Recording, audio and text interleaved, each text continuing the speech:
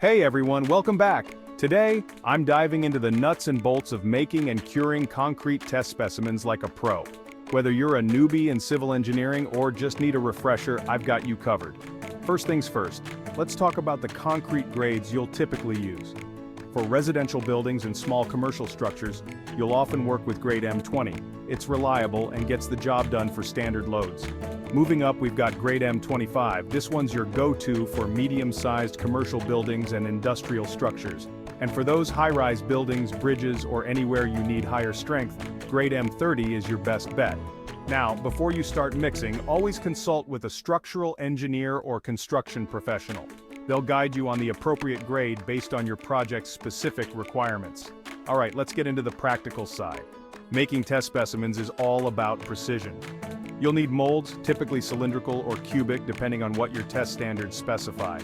Make sure these molds are clean and lightly oiled before you pour the concrete. Mix your concrete thoroughly, ensuring it's homogeneous.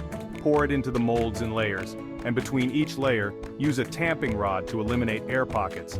This step is crucial because trapped air can weaken your specimen. Once poured, smooth the top surface with a trowel. Cover the molds with a damp cloth or plastic sheet to prevent moisture loss.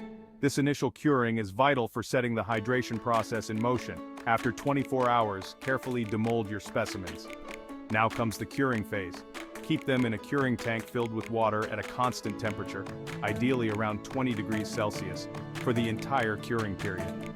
This keeps the concrete moist and helps it achieve maximum strength. Remember, different grades of concrete will require varied curing times. Typically, a standard curing period is 28 days, but always refer to your project specifications or consult with your engineer.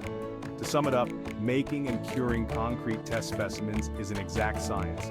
With the right materials, meticulous procedures, and proper guidance, you'll ensure that your concrete performs as expected in real-world conditions.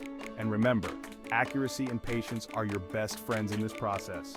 Thanks for watching and see you next time.